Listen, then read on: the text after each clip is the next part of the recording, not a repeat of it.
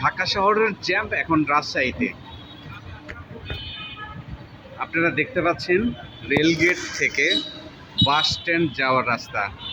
শুধু রেলগেট থেকে শুরু করে এদিকে বাস স্ট্যান্ড পর্যন্ত প্রায় 20 মিনিট যাবৎ এভাবেই যানজট লেগে আছে। এ যেন ব্যস্ততম শহর রাজধানী ঢাকার চিত্র।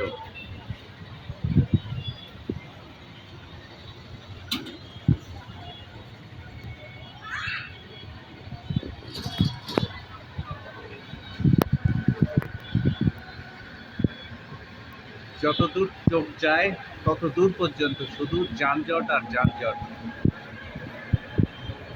মূলত এই যানজটের প্রধান কারণ রাজশাহীর সেই ঐতিহ্যবাহী সব রিকশার কারণে রাজশাহীতে প্রতিনিয়ত এভাবেই যানজট সৃষ্টি হচ্ছে।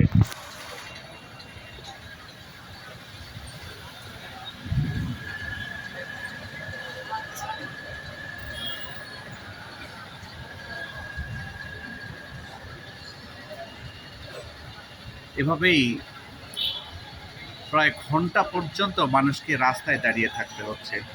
রাজশাহীর মতো এত ছোট শহর, তারপরেও ঘণ্টাব্যাপী রাস্তায় দাঁড়িয়ে থাকা, যানজটে নাজেহাল অবস্থা হওয়া এটা স্বাভাবিক বিষয় না।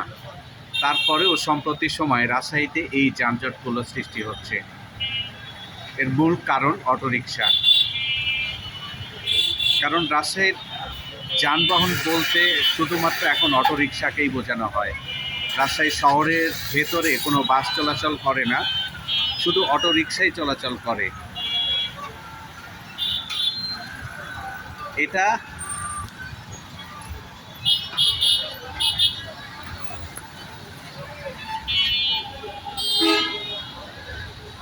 রাত 8টার পর থেকেই রাজশাহীতে ঠিক এইভাবেই যানজট লেগে থাকে প্রতিদিন।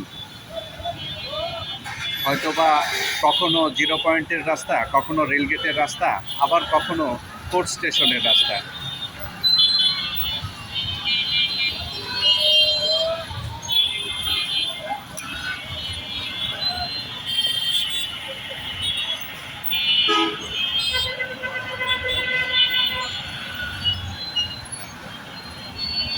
যানবাহনগুলো নড়াচড়া করছে ঠিক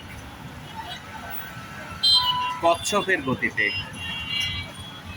অনেক সময় দেখা যাচ্ছে পিঁপড়ার গতিতেও চলছে।